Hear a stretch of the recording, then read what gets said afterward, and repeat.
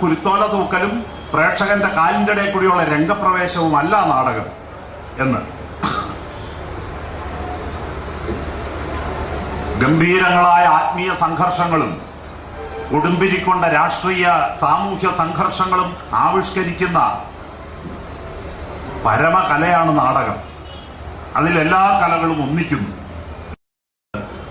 ഒരു ലയം പറയുന്ന ഒരു സുപ്രീം പോയറ്റിക് അട്രൻസ് എന്നൊക്കെ പറയാവുന്ന ഒരു പരമപദം സാക്ഷാത്കരിച്ച വാക്യമാണ് ഇത്. ഈ നമ്പൂരി വേദം ചൊല്ലുന്നതിനെ അരികരിച്ച് ചൊല്ലുന്ന അമ്പലവാസിയും ശൂദ്രനും എങ്ങനെ ചൊല്ലുന്നു നോക്കാം. പോയാലും പൊടിയിൽ കളിക്കുവതിനായി നിന്നമവൻ മേനിയിൽ ചായാലും പറയാനും ഇത്തിരി കഴിഞ്ഞിട്ടാം പൈതല്. ഇങ്ങനെയാണ് ഈ അലവലാദികളായ ശൂദ്രന്മാരും അമ്പലവാസികളും ഈ ഇതിനെ വേദോച്ചാരണത്തെ വികൃതമായി അനുകരിച്ചിരുന്നത്. അതുപോലെ കവാലത്തിന്റെ നാടകം കണ്ട മന്ദബുദ്ധികള് ഈ ചാക്യാരുടെ സംഭാഷണ ശൈലി അനുകരിച്ചുകൊണ്ട് സൂത്രധാരൻ എന്നൊക്കെ പറഞ്ഞുകൊണ്ട് പിള്ളസാർ പറഞ്ഞ പോലെ കുറച്ച് ചെണ്ടകൊട്ടലും കുരുത്തോല തൂക്കലും കട്ടിയാവ് കെട്ടലും പ്രേക്ഷകന്റെ കാലിൻ്റെ ഇടയിലെ കൂടിയുള്ള രംഗപ്രവേശവും ഒക്കെ ആയിട്ട്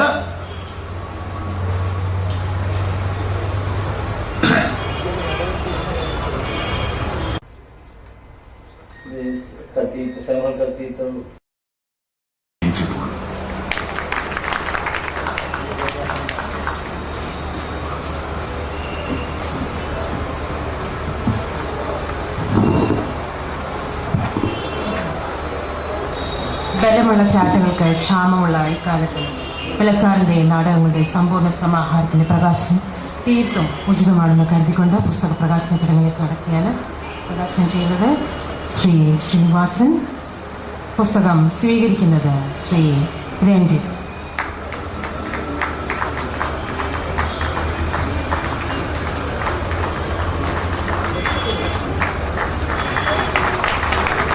നാടകാചാര്യൻ ശ്രീ എൻ പിള്ളയുടെ നാടകങ്ങളുടെ സമ്പൂർണ്ണ സമാഹാരം പ്രകാശനം.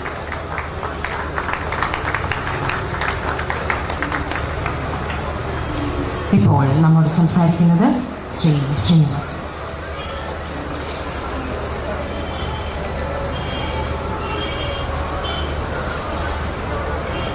ബഹുമാന്യരായ ഗുരുജനങ്ങളെ, സഹപ്രവർത്തകരെ, സുഹൃത്തുക്കളെ,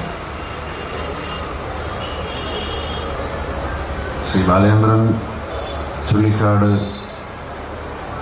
കണ്ട ആദ്യ നാടകം പിള്ളസാറിൻ്റെ ഇവിടെ പറഞ്ഞു കാപാലികയായിരുന്നു. ഞാനും ആദ്യമായി കണ്ട നാടകം അത് തന്നെയായിരുന്നു. അങ്ങനെ ആദ്യമായി അദ്ദേഹത്തിൻ്റെ കാപാലിക കണ്ട രണ്ടുപേരും ഒരു സ്ഥലത്തിരിക്കുകയാണ്.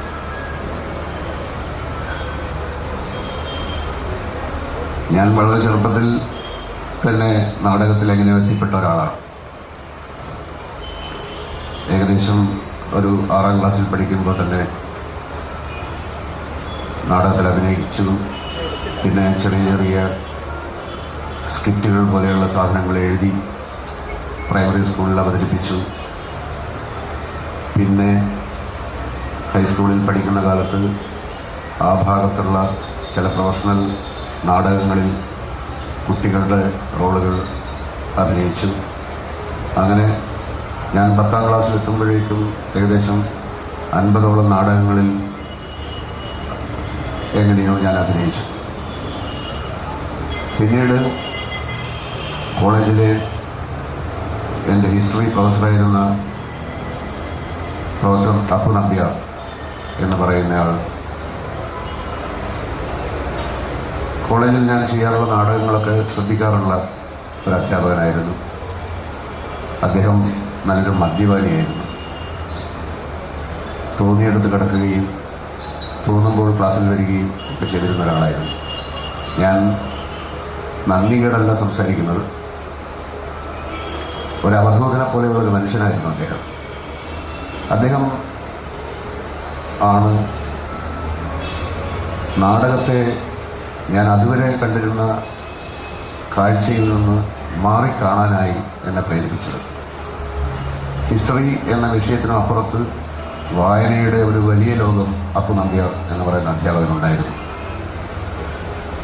യൂജീൻ ഒനീൽ, ചെക്കോ, ബെർട്ടോൾഡ് ബ്രെഖ് തുടങ്ങിയവരുടെ നാടകങ്ങൾ ഗൗരവപൂർവ്വം നാടകത്തെ സമീപിക്കാൻ നിനക്ക് ആഗ്രഹമുണ്ടെങ്കിൽ അതെല്ലാം നീ വായിക്കേണ്ടിയിരിക്കുന്നു. ഞാൻ അതുവരെയും മലയാളത്തിൽ ഇറങ്ങിയിട്ടുള്ള മലയാള ഭാഷയിലുള്ള നാടകങ്ങൾ മാത്രമാണ് എനിക്ക് പരിചയമുണ്ടായിരുന്നത്.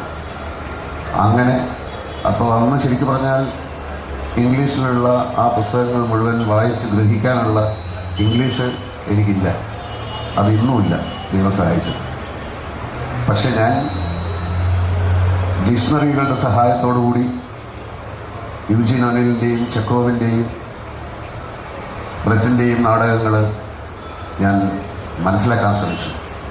അതൊരു വലിയ പരിശ്രമമായിരുന്നു.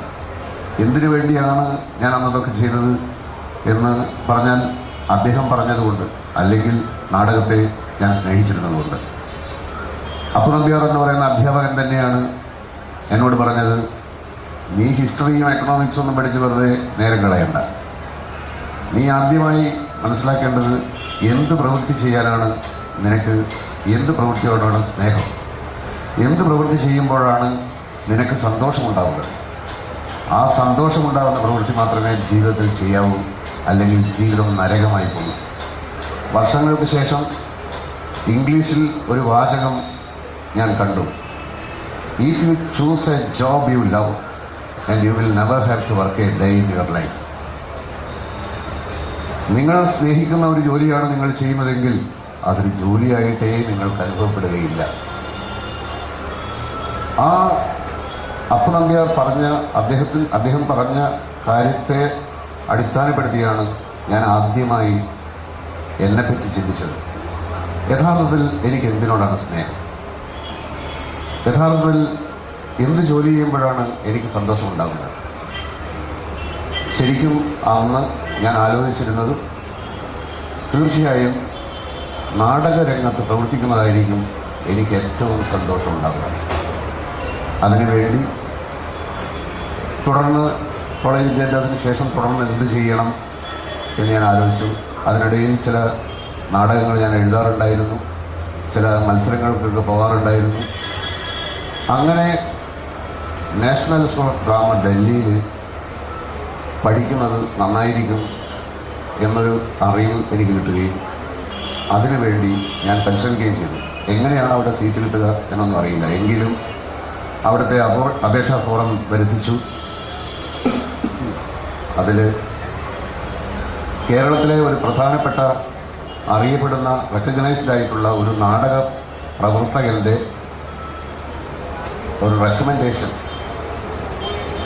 ആ ആപ്ലിക്കേഷൻ ഫോമിൻ്റെ കൂടെ ഉണ്ടാവണം എന്നുണ്ടായിരുന്നു. അങ്ങനെ തലശ്ശേരിയിൽ പിള്ളസാറിൻ്റെ ഒരു നാടകം നടന്നുകൊണ്ടിരുന്നപ്പോൾ, അത് കഴിഞ്ഞപ്പോൾ ഞാൻ സ്റ്റേജിൻ്റെ പിന്നിലുള്ള മേക്കപ്പ് റൂമിൽ പിള്ളസാറിനെ കാണാൻ ചെന്നു. അപ്പം ഞാൻ എന്നെപ്പറ്റി പറഞ്ഞു, അതുവരെ ചെയ്തിട്ടുള്ള എൻ്റെ നാടക പ്രവർത്തനങ്ങളെക്കുറിച്ച് ഞാൻ പറഞ്ഞു.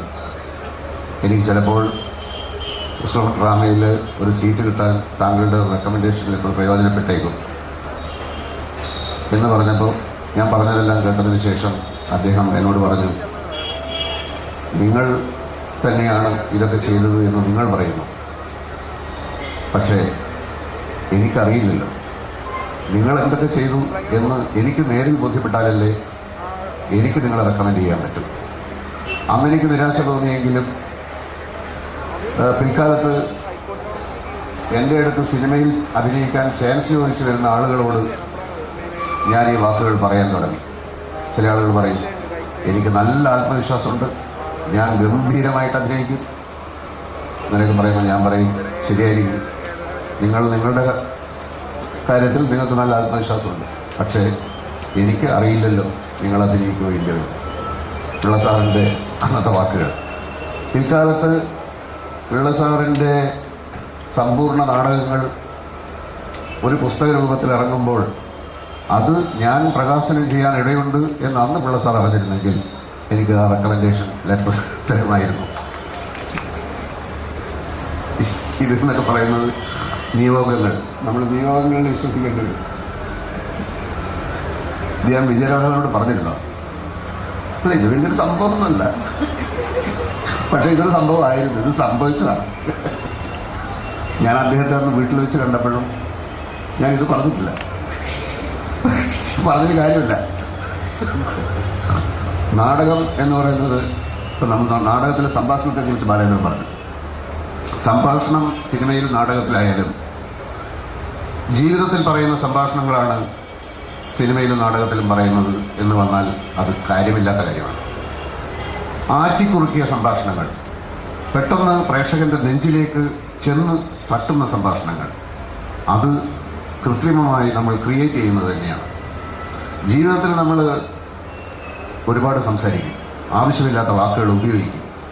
വളരെ പെട്ടെന്ന് തന്നെ ആളുകളുടെ മനസ്സിലേക്ക് ഒരു കലാസൃഷ്ടിയിലൂടെ സംഭാഷണം ചെന്നെത്തണമെങ്കിൽ, ഒരാശയം ചെന്നെത്തണമെങ്കിൽ ആ പറയുന്ന വാക്കുകൾ കൃത്യമായ രീതിയിൽ വളച്ചുകെട്ടില്ലാതെ വളരെ ലളിതമായ രീതിയിൽ, വളരെ മൂർച്ചയേറിയ രീതിയിൽ, വളരെ ഒതുക്കത്തോടു കൂടി, ബ്രെവിറ്റി എന്ന് പറയുന്നത് പോലെ. അപ്പോൾ ആ പിള്ളസാറിൻ്റെ ഒരു വലിയ ആരാധകനായിരുന്നു ഞാൻ. ഈ കാബാലിക എന്ന് പറയുന്ന നാടകം കാണുന്നത്,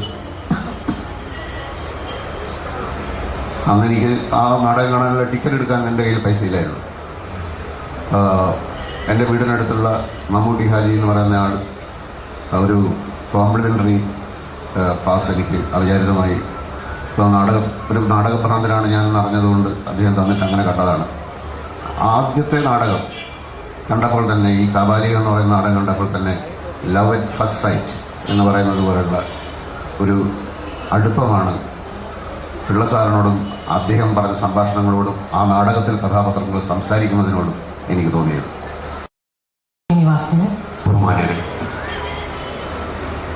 പിള്ളസാറിൻ്റെ ഒരു നാടകത്തിൻ്റെ അതേ തീക്ഷ്ണതയും ഊർജവും പ്രകടിപ്പിച്ച ബാലേന്ദ്രൻ്റെ സംസാരത്തിൽ തന്നെ ആ പ്രതിഭയെക്കുറിച്ച് പറയേണ്ടത് ഏതാണ്ട് പറഞ്ഞു കഴിഞ്ഞു. ശ്രീനികരൻ വളരെ വ്യക്തിപരമായ ചില അനുഭവങ്ങൾ പങ്കുവച്ചു. പിള്ളസാറിനോട് മലയാള സിനിമ കടപ്പെട്ടിരിക്കുന്നു എന്നാണ് എനിക്ക് കേട്ടപ്പോൾ തോന്നിയത്. കാരണം അന്ന് ആ ലെറ്റർ കൊടുത്തിരുന്നെങ്കിൽ ഇയാൾ ഡൽഹിയിൽ പോയി നാടക സ്കൂളിൽ പഠിച്ചിട്ട് നാടകവുമല്ല വേറെ എന്തോ ഒരു തരം ഒരു ദൃശ്യ കലാപരിപാടിയൊക്കെ ആയിട്ട് ഡൽഹിയിലും ഉജ്ജയിനിലൊക്കെ കറങ്ങിയിരുന്നെങ്കിൽ മലയാള സിനിമയ്ക്ക് നഷ്ടപ്പെടുന്നത് അതിൻ്റെ ഏറ്റവും പ്രിയപ്പെട്ട ഒരു പുത്രനെയാവുമായിരുന്നു. പിള്ളസാറിന് നന്ദി. ഞാൻ 82-ൽ സ്കൂൾ ഓഫ് ഡ്രാമയിൽ ചേരുവാനായി പോകുമ്പോൾ അവിടെ ഒരു എഴുത്ത് പരീക്ഷ ഉണ്ടാകുമെന്നും അതിൽ വിജയിച്ചാൽ മാത്രമേ സീറ്റ് കിട്ടുകയുള്ളൂ എന്ന് പറഞ്ഞപ്പോൾ ഒരു റഫറൻസ് ഗ്രന്ഥമായി എൻ്റെ മുമ്പിലുണ്ടായിരുന്ന, അല്ലെങ്കിൽ ഞാൻ തേടി സംഘടിപ്പിച്ച ഏക പുസ്തകം നാടകദർപ്പണമാണ്. നാടകദർപ്പണം കുറേ ദിവസങ്ങളിരുന്ന് പഠിച്ച് അതിനു മുമ്പൊരു പരീക്ഷയ്ക്കും പ്രിപ്പയർ ചെയ്യുന്ന രീതിയിലായിരുന്നില്ല അത് അത്രമാത്രം. കാരണം ആ അഡ്മിഷൻ എനിക്ക് ആവശ്യമായി. പക്ഷെ അവിടെ ചെന്നപ്പോൾ അതിനൊന്നും ആവശ്യമുണ്ടായിരുന്നില്ല. ആകപ്പാടെ 3 പേരുണ്ടായിരുന്നില്ല. ആ 3 പേർക്കും സീറ്റും ഉണ്ടായിരുന്നു. അപ്പോൾ സ്കൂൾ ഓഫ് ഡ്രാമയിലേക്ക് എന്നെ എത്തിക്കുന്നതിൽ, അല്ലെങ്കിൽ നാടകവേദിയെക്കുറിച്ച് ഒരു അടിസ്ഥാന വിവരം ലഭിക്കുന്നതിന് സഹായിച്ച ആ ഗ്രന്ഥകർത്താവ്. പിന്നീടാണ് ഞാൻ സത്യത്തിൽ പിള്ളസാറിൻ്റെ നാടകങ്ങൾ വായിക്കുന്നത്. ഒരിക്കൽ പോലും സ്കൂൾ ഓഫ് ഡ്രാമയിലെ ഞാൻ അവിടെ ജീവിച്ചിരുന്ന 4 വർഷക്കാലത്ത്, അതിനുശേഷം എനിക്കറിയില്ല, ഒരാൾ പോലും ഒരു എൻ പിള്ള നാടകത്തിൻ്റെ ദൃശ്യാവിഷ്കാരം ഞാൻ ശ്രമിച്ച് കണ്ടതായി തോന്നുന്നില്ല. അവിടെ വെയിറ്റിംഗ് ഫോർ ഗോദോ എന്ന നാടകത്തിൻ്റെ പ്രൊഡക്ഷൻ ഉണ്ടായിട്ടുണ്ട്. ഫിൻലാൻഡിൽ നിന്നും സെപ്പോ ലൂഥില എന്ന് പറയുന്ന സംവിധായകൻ വന്നിട്ട് വെയിറ്റിംഗ് ഫോർ ഗോദോ ചെയ്യുമ്പോൾ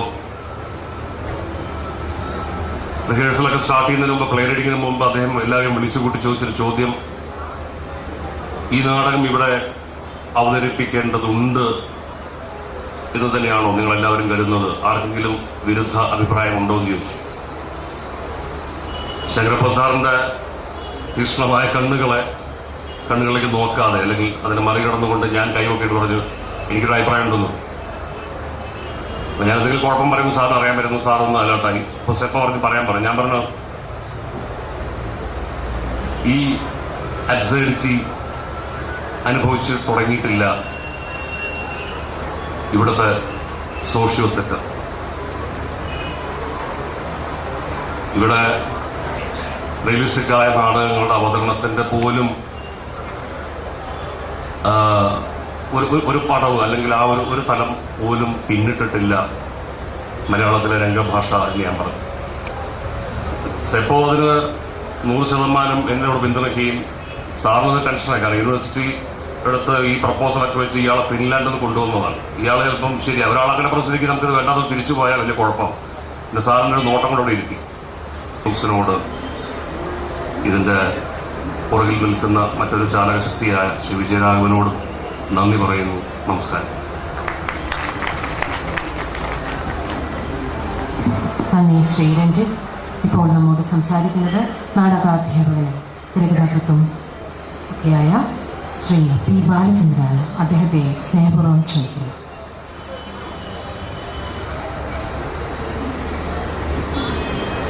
വേദിയിലും സദസ്സിലും ഇരിക്കുന്ന പ്രിയമുള്ളവർ,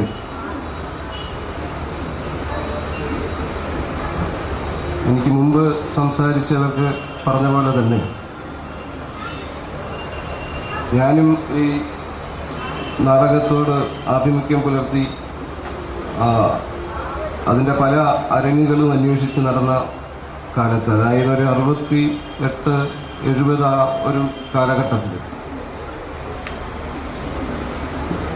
എന്നൻപിള്ള ചേട്ടൻ്റെ നാടകങ്ങൾ കാണാൻ പോവുകയും അത് തിരിച്ച് പലപ്പോഴും ബസ് കിട്ടാതെ 4-5 കിലോമീറ്ററുകൾ നടന്ന് വീട്ടിലേക്ക് പോരുമ്പോൾ അതിൽ കേട്ട സംഭാഷണങ്ങൾ ഉരുവിട്ടുകൊണ്ട് പോരുകയും ചെയ്താണ് ആ സമയത്തിൻ്റെ ഒരു എന്താണ് കടന്നു പോകുന്ന ആ സമയത്തിനെ ഞാൻ തരണം ചെയ്തു.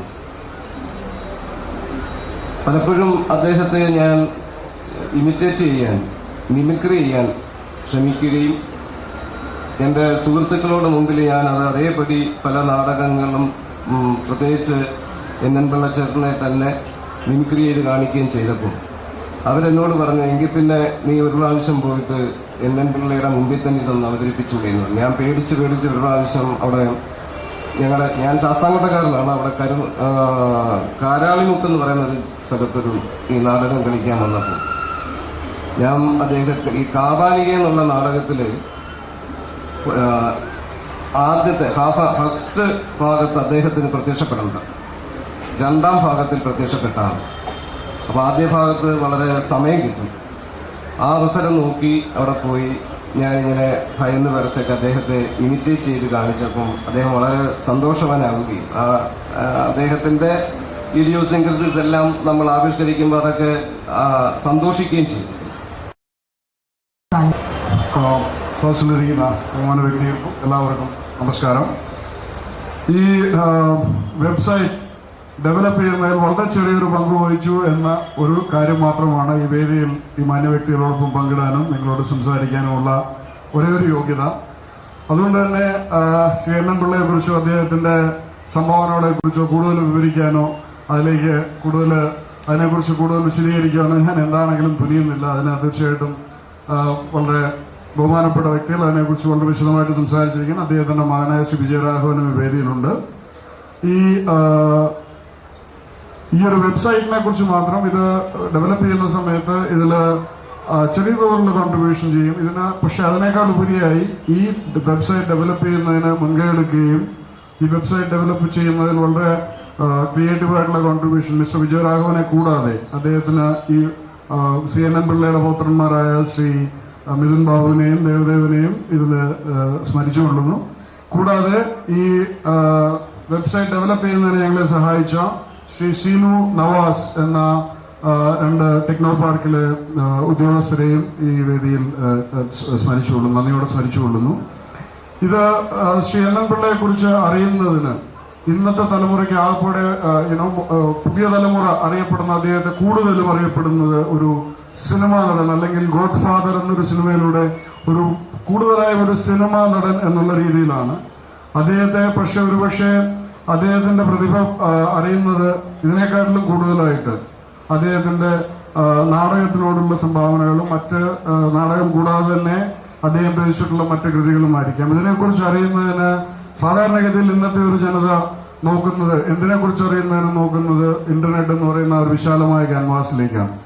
ആ ഒരു ഇന്റർനെറ്റിൽ പോയിട്ടുണ്ടായിരുന്നെങ്കിൽ ഒരു പക്ഷേ ഇതിനു മുമ്പ് വരെ വളരെ വിശദമായിട്ടുള്ള വിവരണങ്ങളൊന്നും അദ്ദേഹത്തെക്കുറിച്ച് വലിയ കാര്യമായിട്ട് ലഭിച്ചിരുന്നില്ല എന്നൊരു പോരായ്മ നികത്തുക എന്നൊരു ഉദ്ദേശത്തോടു കൂടിയാണ് ഈ ഒരു വെബ്സൈറ്റ് എന്നൊരു ആശയത്തിലേക്ക് നമ്മൾ കടന്നിരിക്കുന്നത്.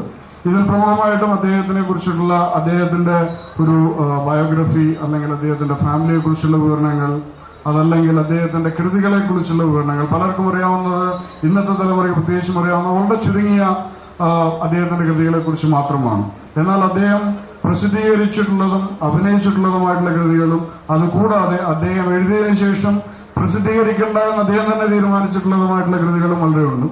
ഇതുകൂടാതെ നാടകത്തെക്കുറിച്ച് പഠിക്കാൻ ആഗ്രഹിക്കുന്ന ആർക്കും വളരെ വിലപ്പെട്ടതായിട്ടുള്ള 2 നാടക ഗ്രന്ഥങ്ങൾ, പഠന ഗ്രന്ഥങ്ങൾ അദ്ദേഹത്തിന്റെ തുലയിൽ നിന്ന് വന്നിട്ടുണ്ട്. ഇതുകൂടാതെ ഞാൻ എന്ന് പറയുന്ന ഒരു അദ്ദേഹത്തിന്റെ ഓട്ടോബയോഗ്രഫി, ഇങ്ങനെ പല പുസ്തകങ്ങളും അദ്ദേഹം എഴുതിയിട്ടുണ്ട്. അതിനെക്കുറിച്ചുള്ള ഒരു പരിചയം, അതല്ലെങ്കിൽ അദ്ദേഹത്തിന്റെ ബയോഗ്രഫി, അതിനെക്കുറിച്ചുള്ള ഒരു പരിചയം, കൂടാതെ അദ്ദേഹത്തിന്റെ ഫാമിലിയെ കുറിച്ചുള്ള ചെറിയ വിവരണങ്ങൾ, ഇതുകൂടാതെ എന്തൊക്കെയോ ചെറിയ ചില അദ്ദേഹത്തിന്റെ അവൈലബിൾ ആയിട്ടുള്ള ചില പിക്ചേഴ്സ്, ഇതെല്ലാമാണ് ഉൾപ്പെടുത്തിയാണ് ഈ വെബ്സൈറ്റ് ഡെവലപ്പ് ചെയ്തിരിക്കുന്നത്.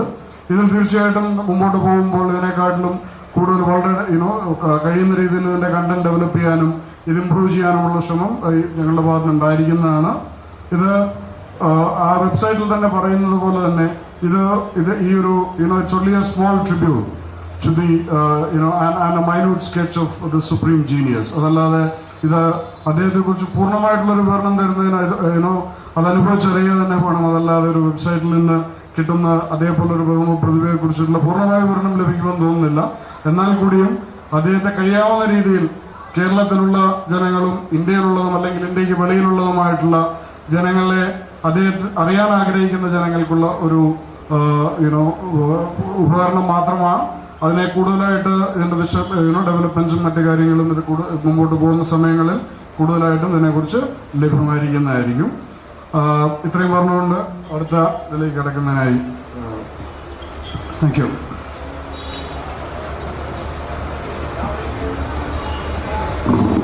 ഇപ്പോൾ നാടകാചാര്യൻ ശ്രീ NN പിള്ളയുടെ nnpillai.com എന്ന വെബ്സൈറ്റിന്റെ ഉദ്ഘാടനമാണ്. ഔപചാരികമായി ഈ ഉദ്ഘാടനം നിർവഹിക്കുന്നതിനായി ശ്രീ രഞ്ജിത്തിനെ സ്നേഹപൂർവ്വം ക്ഷണിക്കുന്നു.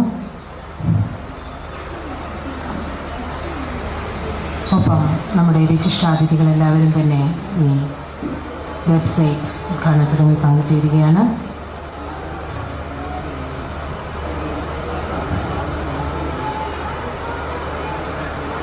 ശ്രീ NN പിള്ളയെക്കുറിച്ചുള്ള വെബ്സൈറ്റ് nnpillai.com.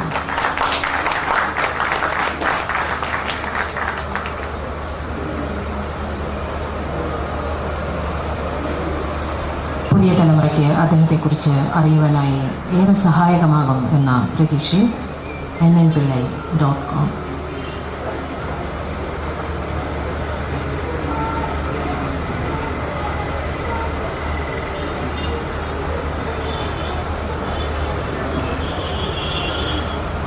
അദ്ദേഹത്തിൻ്റെ നാടകങ്ങൾ,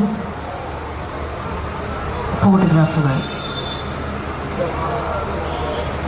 കുടുംബത്തെക്കുറിച്ചുള്ള വിവരങ്ങൾ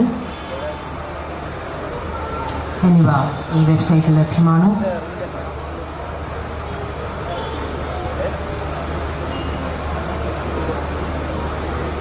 www.nnpillai.com.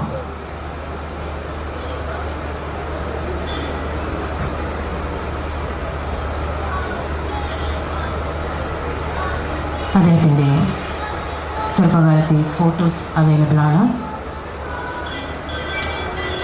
നമുക്ക് കൗതുകകരങ്ങളായ ഒരുപാട് കാര്യങ്ങൾ ഇതിൽ അറിയാൻ കഴിയുമെന്നുള്ള പ്രതീക്ഷയിൽ www.nnpillai.com.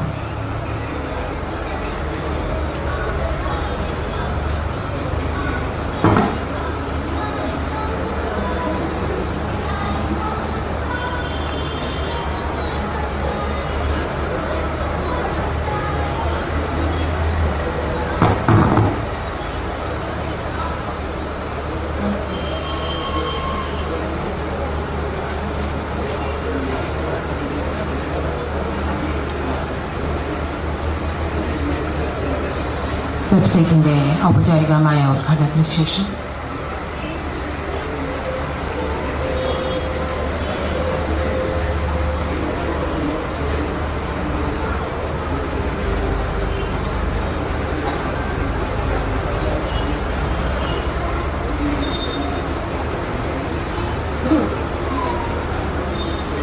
അച്ഛൻ്റെ ഓർമ്മയിൽ ഇപ്പോൾ നമ്മളോട് സംസാരിക്കുന്നത് ശ്രീ NN പിള്ളയുടെ മകനും പ്രശസ്ത സിനിമാ നടനുമായ ശ്രീ വിജയരാഘവനാണ്.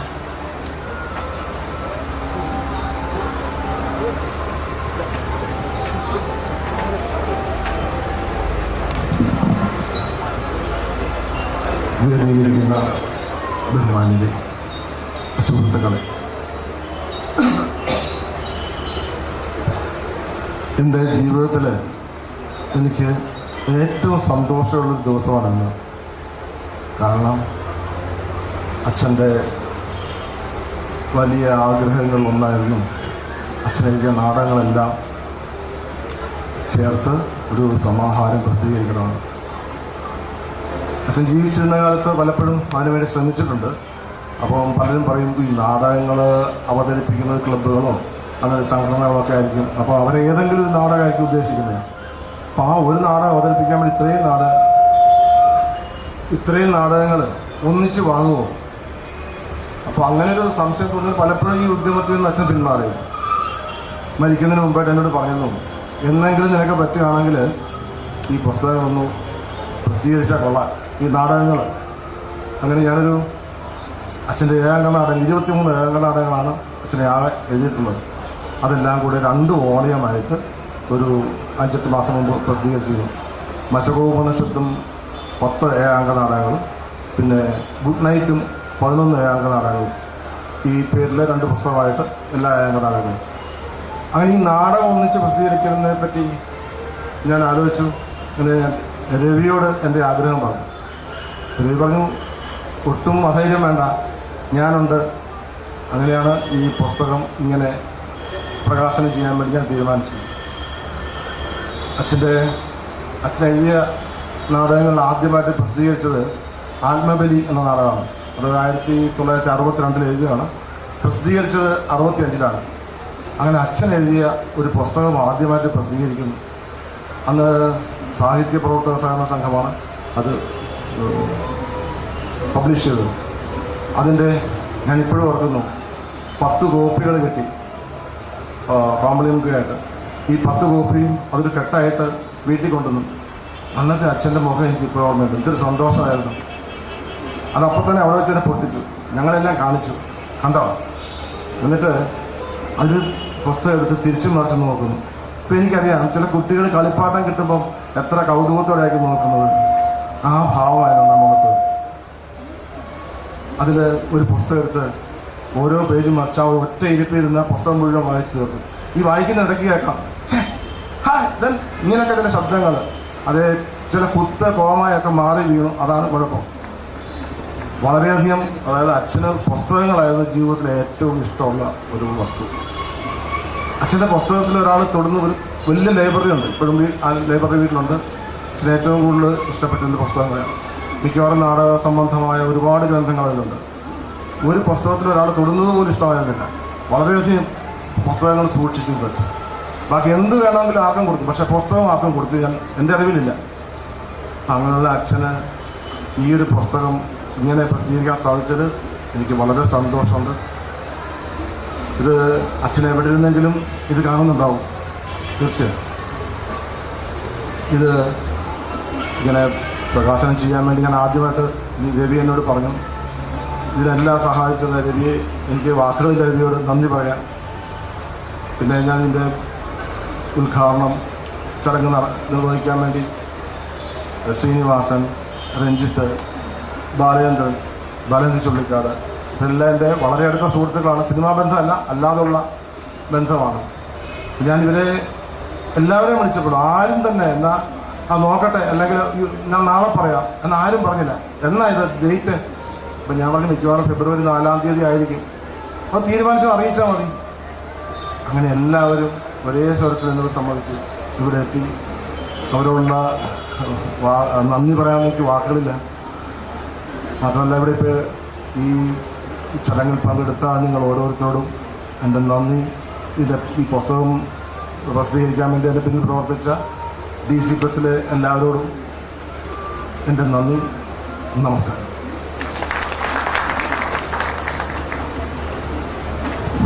നന്ദി ശ്രീ വിജയരാഘവൻ. DC ബുക്സിനും കുടുംബത്തിനും സുഹൃത്തുക്കൾക്കും അഭിമാനപൂർവ്വം ഓർക്കാൻ ഒരു സന്ധ്യ കൂടി കടന്നുപോയിരിക്കുകയാണ്. ഇതോടുകൂടി ഈ സാംസ്കാരിക സമ്മേളനം ഇവിടെ അവസാനിക്കുകയാണ്. ഇവിടെ എത്തിച്ചേർന്ന എല്ലാവർക്കും നന്ദി.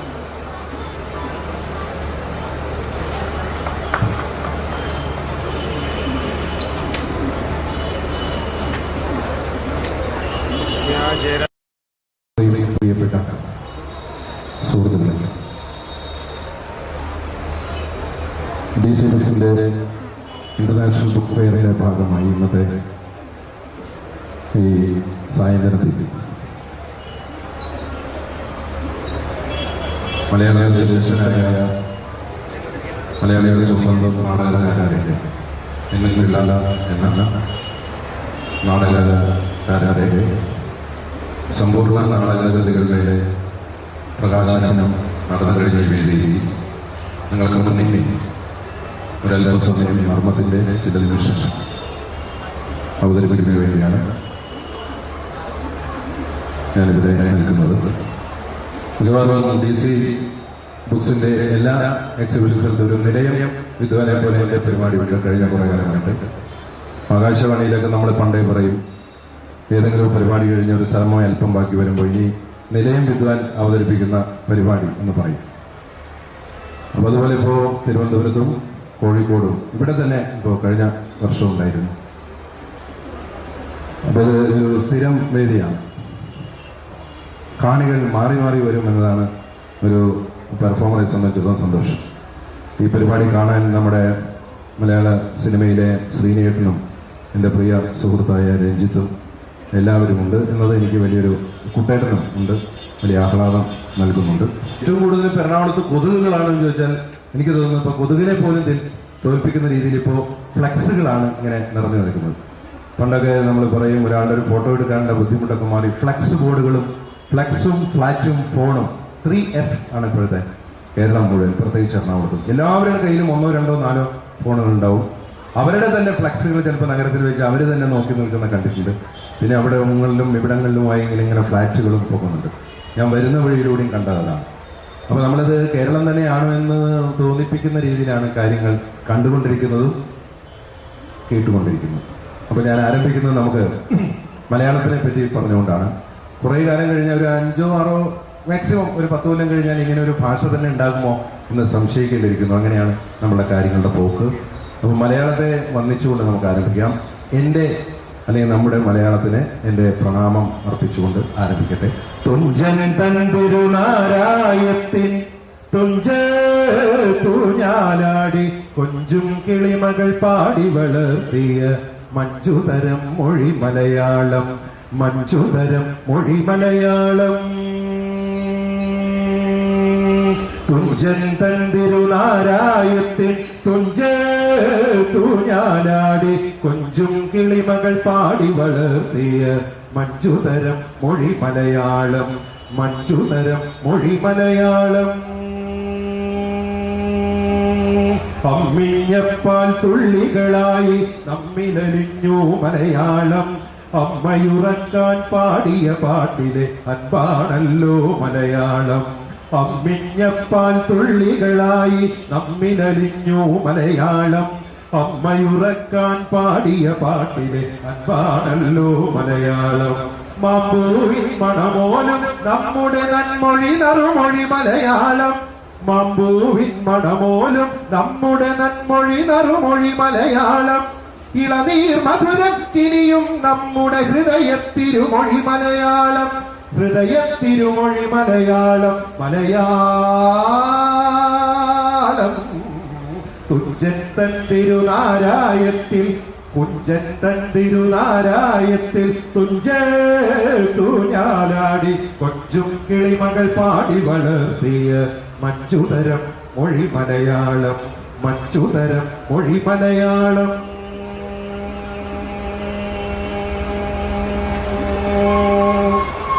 ഞാൻ ഒന്ന് കൂട്ടിവെച്ച് എനിക്കൊന്നും കേൾക്കാൻ പറ്റും. ഞാൻ ഈ മലയാളത്തെക്കുറിച്ച് ഇത്രയും കേമമായിട്ട് കാര്യമായിട്ട് പാടിയത് അക്ഷര മലയാളത്തെ ഒന്ന് വന്ദിക്കാനാണ്. മലയാളം മാത്രമല്ല, ഇവിടെ മറ്റു ഭാഷകളിലുള്ള ധാരാളം കൃതികളുണ്ട്. അപ്പോൾ ഈ അക്ഷര മലയാളത്തെ വന്ദിക്കാൻ കാരണം എത്രയൊക്കെ കാലം മാറിയാലും, എത്രയൊക്കെ ലോകം മാറിയാലും, എത്രയൊക്കെ നമ്മൾ പുതിയ എന്തൊക്കെ കണ്ടെത്തിയാലും നിലനിൽക്കുന്നത് അക്ഷരങ്ങളായിരിക്കും. അക്ഷരങ്ങൾ എന്നും നിലനിൽക്കും. അതിന്റെ ഒരു വലിയ ഉദാഹരണമാണ് നമ്മൾ ഈ പുസ്തക പ്രകാശനം കണ്ടത്. അക്ഷരങ്ങൾ എന്നും അവിടെ ഉണ്ടാവും. അപ്പോ ഞാൻ എന്തിനാണ് ഈ മലയാള ഭാഷ ഇത്രയും സ്തുതിച്ചതെന്നുണ്ടെങ്കിൽ ഇനി സാധാരണ മലയാളം അങ്ങോട്ട് പറഞ്ഞു തുടങ്ങാനാണ്. സാധാരണ പറഞ്ഞ ഓരോരുത്തർ പറയുന്ന ഓരോ തരം മലയാളങ്ങളാണ്. 5 മലയാളികൾ കൂടിയാൽ ചിലപ്പോ 50 തരം മലയാളം പറയുന്നത് ഞാൻ കേട്ടിട്ടുണ്ട്. എറണാകുളത്തിന്റെ ഈ എറണാകുളം നഗരത്തിൽ പറയുന്ന മലയാളമല്ല അങ്ങ് അപ്പുറത്ത് കൂത്താട്ടുകുളം ജില്ലയുടെ അറ്റത്ത് പറയുന്ന മലയാളം. ആ മലയാളമായി യാതൊരു ബന്ധവുമില്ല അങ്ങ് കോതമംഗലത്ത് പറയുന്ന മലയാളം.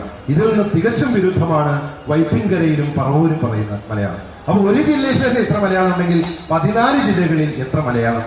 മലയാളത്തിന്റെ ഏറ്റവും വലിയ പ്രത്യേകത എന്താ വെച്ചാൽ പരശുരാമൻ എന്ന് പറയുന്ന ഒരു അവതാരം തന്റെ മാതാവിനെയും അതുപോലെ ലോകത്തുള്ള എല്ലാ ക്ഷത്രിയന്മാരെയും കൊന്നുകൊണ്ട് ജമദഗ്നി പുത്രനായ പരശുരാമൻ തന്റെ കയ്യിലിരിക്കുന്ന മഴു ഹിംസയില്ലാത്ത ഒരു നാട് നോക്കി അങ്ങ് പടിഞ്ഞാറോട്ട് വലിച്ചെറിഞ്ഞു എന്നാണ് കഥ. വലിച്ചെറിഞ്ഞ് ഈ ഇദ്ദേഹത്തിന്റെ മഴു വന്ന് വീണ സ്ഥലത്ത് നിന്ന് അങ്ങിങ്ങ് ചില വെൺമണൽ തുരുത്തുകൾ ഇങ്ങനെ പൊങ്ങി വരികയും അത് കേരളമാവുകയും ചെയ്തു എന്നാണ് പറയുന്നത്. പക്ഷേ ആ മഴു എന്ന വാക്കിന് കോടാലി എന്നും ഒരർത്ഥമുണ്ട്. പക്ഷേ അതിന്റെ പല പാർട്സും ഇപ്പോഴും കേരളത്തിന്റെ പല ഭാഗത്തുണ്ട്. അതിനെ എടുത്ത് ചെത്തി മിനുക്കിയിട്ടാണ് പലരും പാര എന്ന് പറയുന്ന കേരളത്തിന്റെ ഒരു ആയുധമാക്കി മാറ്റിയിരിക്കുന്നത്. അത് ആരെ എപ്പോ വേണമെങ്കിൽ ഏത് തരത്തിലും പ്രയോഗിക്കാവുന്ന തരത്തിലാണ്. പാര വെക്കുക, മറ്റൊരുത്തിനെ പണിയുക, പല വലിയ ഒരു കലാരൂപം തന്നെയാണ് ഇപ്പൊ കേരള സംബന്ധിച്ചുള്ള ഈ പാര എന്ന് പറയുന്നത്. അപ്പോ പരശുരാമന്റെ മഴു എറിഞ്ഞു വീണ ആ സ്ഥലം കന്യാകുമാരിയാണോ തിരുവനന്തപുരം ആണോ എന്ന് എനിക്ക് അറിഞ്ഞുകൂടാ. ഞാൻ അവിടെ നിന്ന് ഇങ്ങോട്ടൊരു യാത്ര വരികയാണ്. തിരുവനന്തപുരം എന്ന് പറഞ്ഞാൽ നമ്മുടെ 140 ആളുകൾ നമ്മളെ ഇന്ന് ഭരിക്കുകയും അവരുടെ സ്ഥിതി തന്നെ അങ്ങടും ഇങ്ങോട്ടും എന്തൊക്കെ പരിങ്ങലായിക്കൊണ്ടിരിക്കുന്ന ഒരു കാലമാണ്. നമ്മൾ അതായത് 3,30,00,000 മറ്റോ ഉള്ള ആളുകളെ ഭരിക്കാൻ വേണ്ടി കോടിക്കണക്കിന് രൂപ മുടക്കി ഉണ്ടാക്കിയ ഒരു കെട്ടിടത്തിനകത്ത് തണുപ്പിൽ ഇരുന്നു കൊണ്ട് അങ്ങോട്ടും ഇങ്ങോട്ടും തല്ലുവിടുന്ന ഒരു അവസ്ഥയാണ് ഇപ്പൊ കണ്ടുകൊണ്ടിരിക്കുന്നത്. ആരാ നേതാവ് എന്ന് പറയാൻ പറ്റാത്ത ഒരു അവസ്ഥയും കാണുന്നുണ്ട്. അപ്പൊ തിരുവനന്തപുരത്ത് നമ്മൾ ചെന്ന് വണ്ടി ഇറങ്ങിക്കഴിഞ്ഞാൽ സാധാരണ കേൾക്കുന്ന ഒരു മലയാളം എന്ന് പറഞ്ഞാൽ എന്തരീ എന്നാണ് അവിടെ തുടങ്ങുക. പക്ഷേ നമ്മളൊരു മഹാ അത്ഭുതം കണ്ടാൽ, എന്റെ മുന്നിൽ ഒരു മഹാ അത്ഭുതം കണ്ടാൽ ഞാൻ പറയുന്നത്, എന്റെ നാട്ടിലൊക്കെ പറയുന്നത് എന്റെ അമ്മേ എന്നാണ് പറയുക. എന്റെ നാട്ടുകാരനായ ഒരു സിനിമ നടൻ എന്റെ അമ്മേ എന്നും പറയാറുണ്ട്. പക്ഷേ മലപ്പുറം ജില്ലയിലും കോഴിക്കോട് ജില്ലയിലും എന്റെ ഉമ്മ എന്ന് പറയുമെങ്കിൽ തിരുവനന്തപുരത്ത് ഒരിക്കലും അമ്മ എന്ന് പറയുന്ന പരിപാടിയില്ല. ഏത് അത്ഭുതം കണ്ടാലും അവര് പറയുന്നത് അമ്മ എന്ന് അർത്ഥം വരാവുന്ന വേറൊരു വാക്കാണ്. നമ്മൾ തീരെ ഉപയോഗിക്കാത്ത ഒരു വാക്കുമാണ്, പലപ്പോഴും ഉപയോഗിച്ചിട്ടുമാണ്. ഒരു മഹാത്ഭുതം കണ്ടാൽ തിരുവനന്തപുരത്ത് പറയുന്നത് തള്ളേ എന്നാണ് അവർ പറയുക. ഇപ്പൊ സിനിമയിലൊക്കെയുള്ള പുതിയ കോമഡി നടന്മാരൊക്കെ പറയുന്നില്ലേ തള്ളേ, കൊളപ്പായി, അടിപ്പായി. അപ്പൊ ഈ തള്ളേ എന്ന പ്രയോഗത്തിന് അങ്ങനെ ഒരു അർത്ഥമുണ്ടെന്ന് ഇരിക്കണ്ടോ അതോ പോണ്ടോ ഇങ്ങനെയാ. ഇപ്പൊ എറണാകുളം ആയതുകൊണ്ട് ഏത് നാട്ടുകാരെന്ന് പറയാൻ പറ്റില്ല, പലരും വന്ന് ഇവിടെ കൂടിയിട്ടുള്ള ആൾക്കാര്. അപ്പൊ ഈ തള്ളേ എന്ന് പറയുന്ന ഒരു പ്രയോഗമാണ്. എല്ലാം തിരുവനന്തപുരത്ത് പ്ലൂരൽ പ്രയോഗമാണ്. ഷോൾ എന്ന് പറയില്ല അവര്, ഷാലുകള്, മൈക്കുകള്, കാറുകള്, ബസ്സുകള്, ലോറികള്, ബുക്കുകള്, ക്യാമറകള്, ആളുകള് എല്ലാം പ്ലൂരലായിട്ട് പറയും. അപ്പൊ ഞാനൊരാളോട് ചോദിച്ചു പൂക്കൾക്ക് എന്ത് പറയും? ഒറ്റയ്ക്ക് വിടർന്നു നിൽക്കുന്ന ഒന്നിനെയാണ് പൂ എന്ന് പറയുക.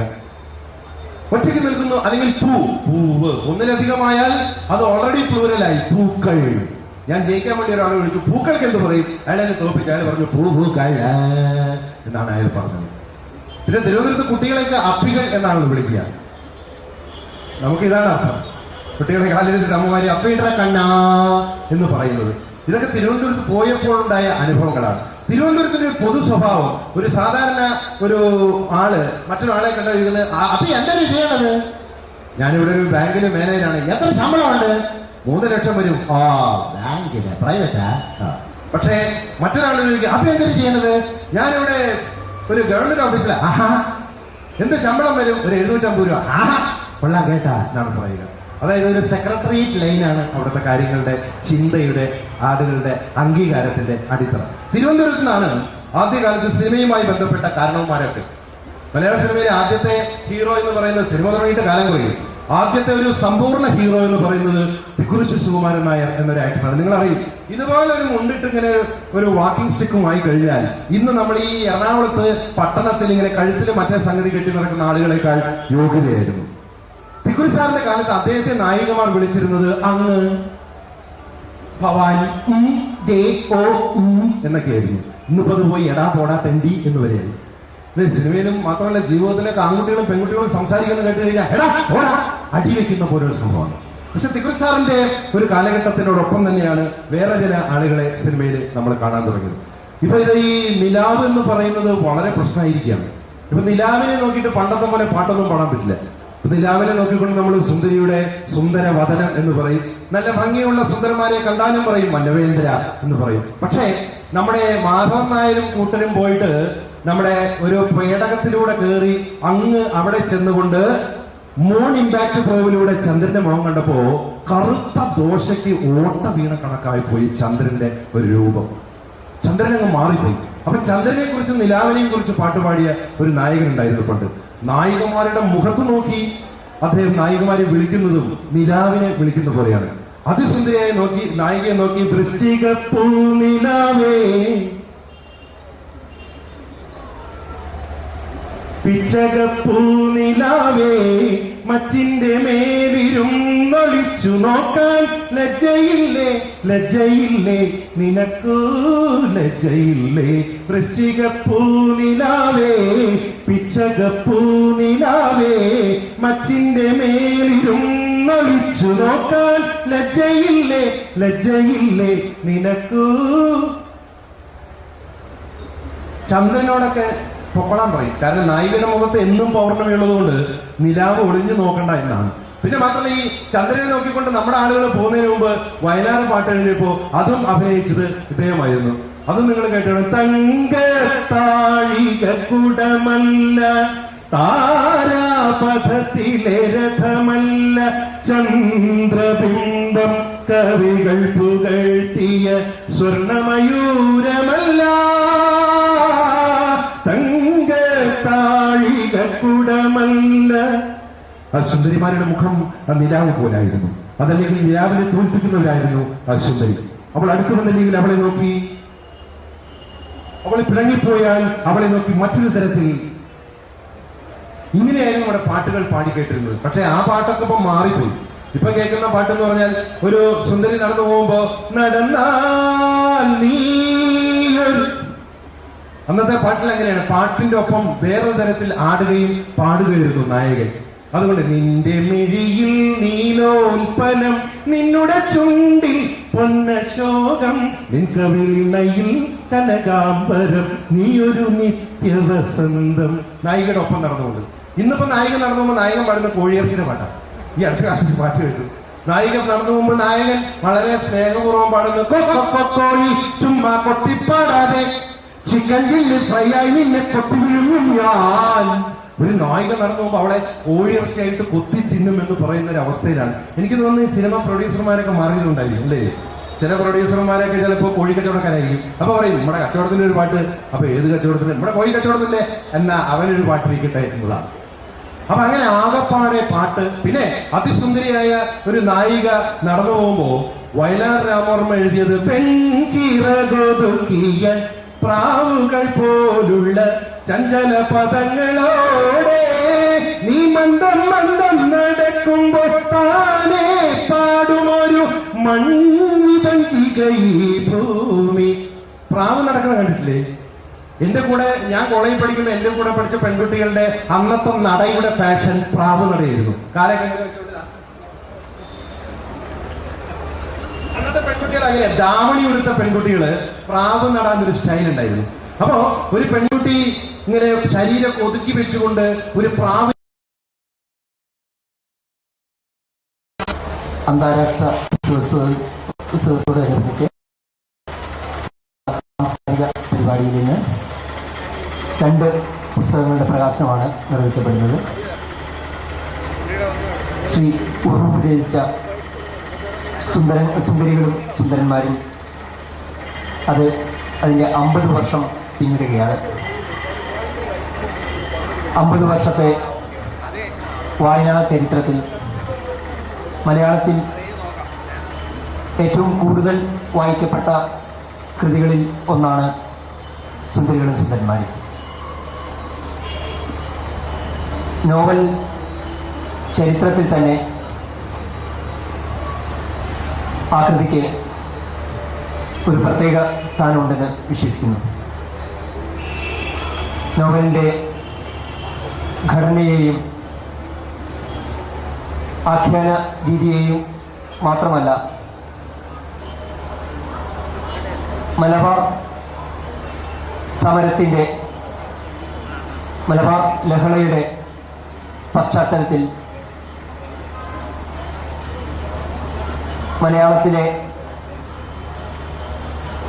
മലയാളത്തിൽ എഴുതപ്പെട്ട മലയാളികളുടെ ആന്തരിക ജീവിതത്തെ ആഖ്യാനം ചെയ്യുന്ന, അതോടൊപ്പം തന്നെ ഒരു ചരിത്രാഖ്യാനവും ആകുന്ന ഒരു കൃതിയാണ് സുന്ദരികളും സുന്ദരന്മാരും.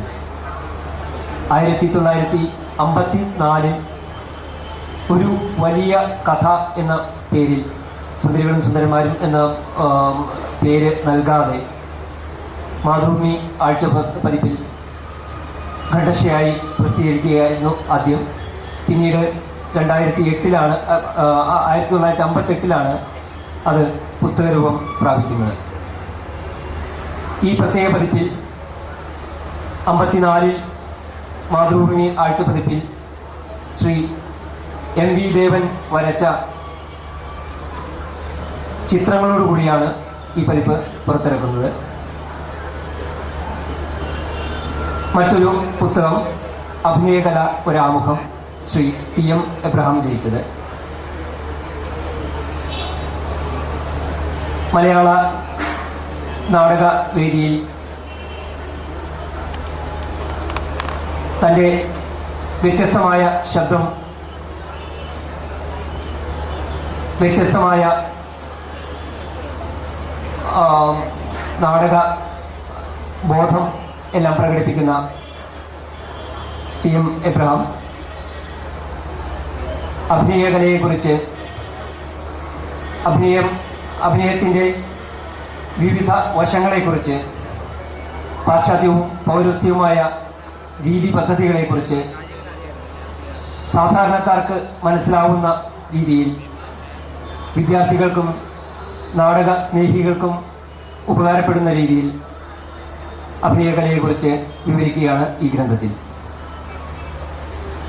2 പുസ്തകങ്ങളുടെയും പ്രകാശന കർമ്മത്തിനായി എത്തിച്ചേർന്ന നിങ്ങളെ ഓരോരുത്തരെയും സ്വാഗതം ചെയ്യുക എന്നതാണ് എൻ്റെ കർത്തവ്യം.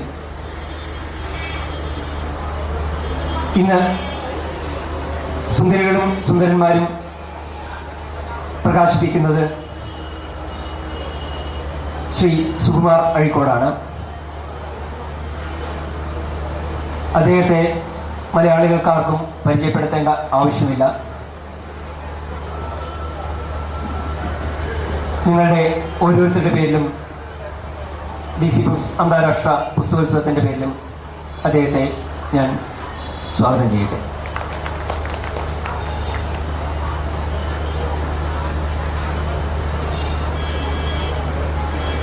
അഭിനയകല ഒരാമുഖം പ്രകാശിപ്പിക്കുന്നത് ശ്രീ പ്രവീർ ഗുഹയാണ്. ഇന്ത്യൻ നാടക വേദിയിൽ തൻ്റെ കരുത്തുറ്റ സാന്നിധ്യം കൊണ്ട് നാടക പ്രവർത്തനം നടത്തുന്ന അദ്ദേഹത്തിന് ഈ കഴിഞ്ഞ വർഷത്തെ സംഗീത നാടക അക്കാദമി, കേന്ദ്ര സംഗീത നാടക അക്കാദമിയുടെ നാടകത്തിനുള്ള ഏറ്റവും നല്ല നാടകത്തിനുള്ള പുരസ്കാരം ലഭിക്കുകയുണ്ടായി. പാരമ്പര്യ ഘടകങ്ങളെ, ഇന്ത്യൻ പാരമ്പര്യ ഘടകങ്ങളെ നാടകത്തിൽ സന്നിവേശിപ്പിക്കുകയും അതിൻ്റെ നൂതനമായ രീതി അവതരിപ്പിക്കുകയും ചെയ്യുന്ന ശ്രീ പ്രബീർ ഗുഹ ഇന്ന് നമുക്ക് ഈ പുസ്തക പ്രകാശനത്തിനായി എത്തിച്ചേർന്നിരിക്കുകയാണ്. അദ്ദേഹത്തെ നിങ്ങളുടെ ഓരോരുത്തരുടെ പേരിലും DC ബുക്സ് അന്താരാഷ്ട്ര പുസ്തകോത്സവത്തിൻ്റെ പേരിലും സ്വാഗതം ചെയ്യട്ടെ.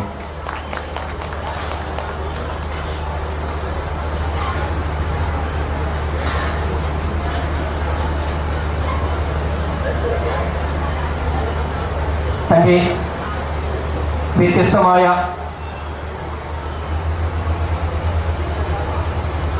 നിരീക്ഷണങ്ങളോടുകൂടി മലയാള സാഹിത്യ നിരൂപണ രംഗത്ത് ശ്രദ്ധ പിടിച്ചു പറ്റിയ ശ്രീ M. തോമസ് മാത്യു, അദ്ദേഹത്തെ ഇന്ന് പ്രഭാഷണം നിർവഹിക്കുന്നതിനായി നമുക്ക് ലഭിച്ചിട്ടുണ്ട്. അദ്ദേഹത്തെയും നിങ്ങളുടെ ഓരോരുത്തരുടെ പേരിലും DC ബുക്സ് അന്താരാഷ്ട്ര പുസ്തകോത്സവത്തിൻ്റെ പേരിലും സ്വാഗതം ചെയ്യുന്നു.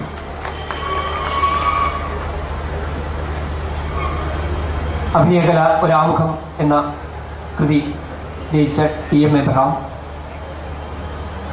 അദ്ദേഹത്തെയും നിങ്ങളുടെ ഓരോരുത്തരുടെ പേരും DC ബുക്സ് അന്താരാഷ്ട്ര പുസ്തകോത്സവത്തിൻ്റെ പേരിലും സ്വാഗതം ചെയ്യട്ടെ.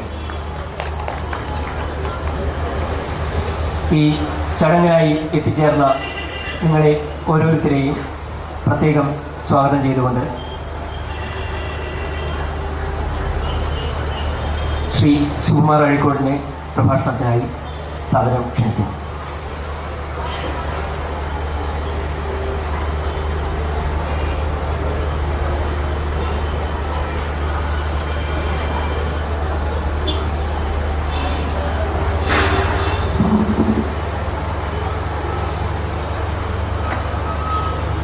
എറണാകുളത്ത് വെച്ച് നടക്കുന്ന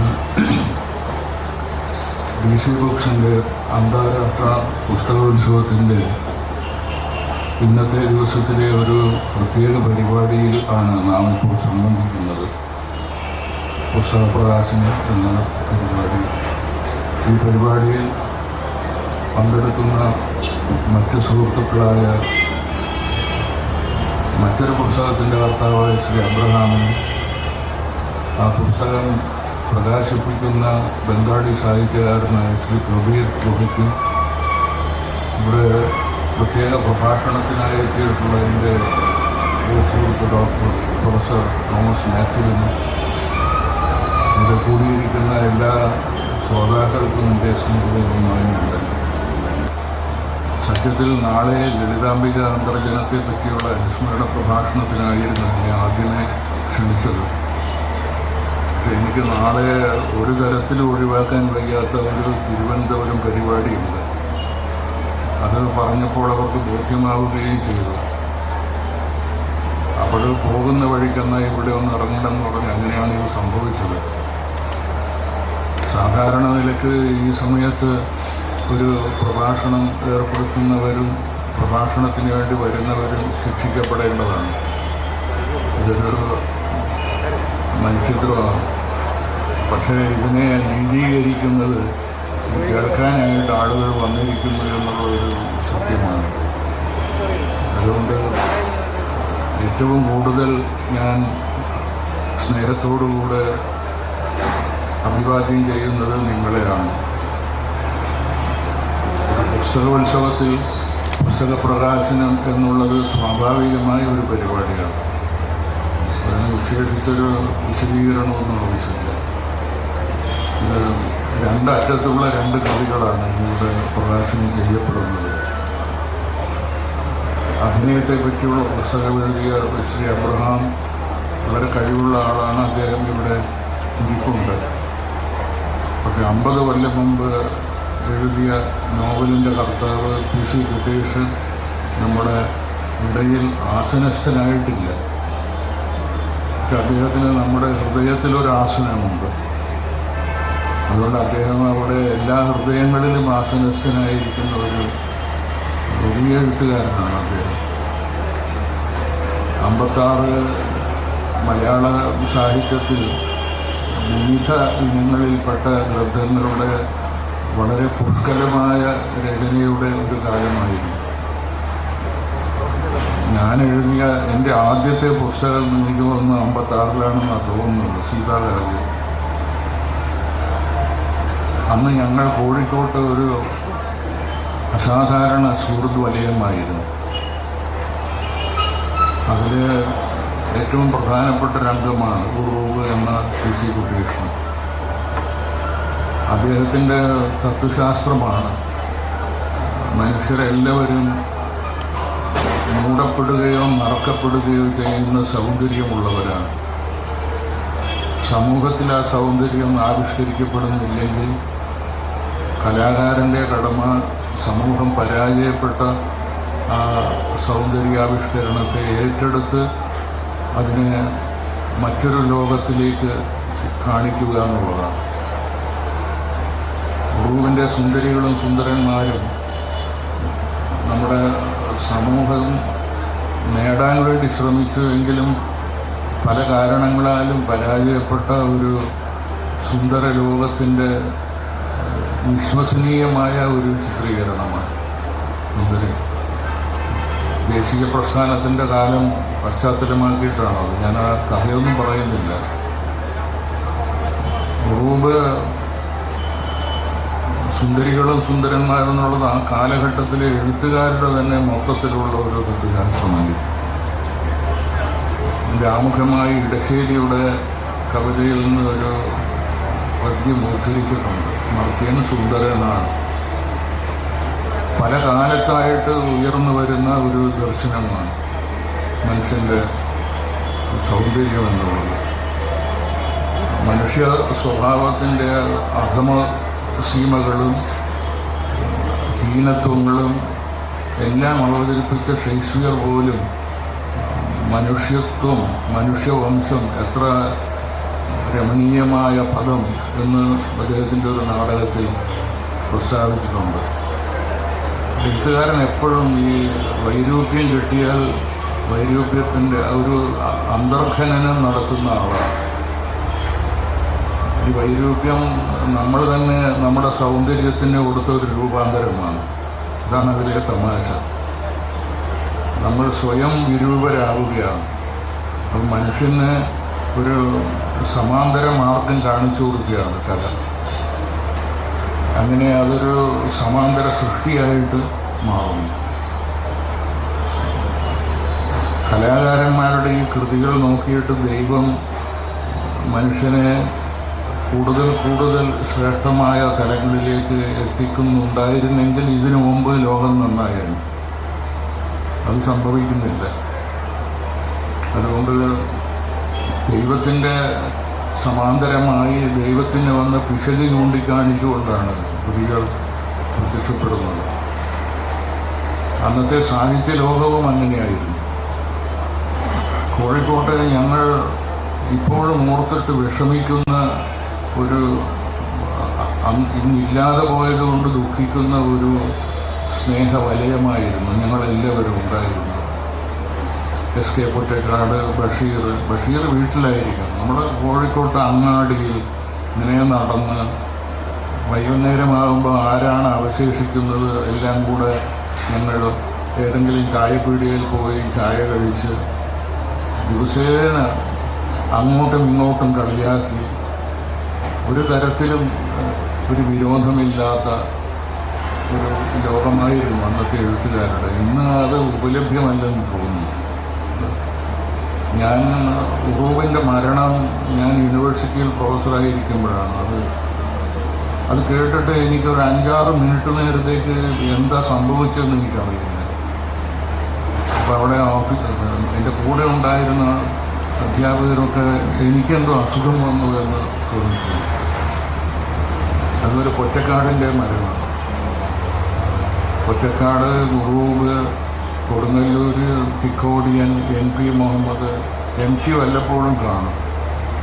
ഇപ്പോഴ് മാറി നടക്കുന്ന MGS നാരായണൻ അന്ന് ഞങ്ങളുടെ കമ്പനിയിലെ വളരെ അടുത്ത സുഹൃത്തായി. ഞാനിപ്പോഴും തായാട്ട് ശങ്കരൻ, വലിയ ആളുകളാണ്, ഒരുപാട് ആളുകൾ ഉണ്ടായി, ദേവനുണ്ടായിരുന്നു. അപ്പം ഞങ്ങൾ ചായ കുടിക്കുക എന്നുള്ളതാണ് ഒരു വലിയ കാര്യം. ഒരു തവണ ഞാനും ശങ്കരനും പിന്നെ MGSും കൂടെ നടന്നിട്ട് MGSനോടൊരു ചായ തരാൻ പറഞ്ഞു. അന്ന് അവൻ നിഷ്ഠുരനായിട്ട് ചായ തരാതെ ഇപ്പോഴും ഞങ്ങൾ ഓർമ്മിക്കാറുണ്ട്. പിന്നെ ഈ കാലത്ത് എല്ലാം മാറിപ്പോയി. അന്നും രാഷ്ട്രീയമുണ്ടായിരുന്നു, പക്ഷെ നമ്മുടെ ആത്മാവിലേക്ക് ഞങ്ങൾക്കും രാഷ്ട്രീയമുണ്ടായിരുന്നു, പക്ഷെ അതിൻ്റെ കൊള്ളരുതായ്മകളുടെ സ്വാധീനത്തിൽ ഞങ്ങൾ പെട്ടിരുന്നു.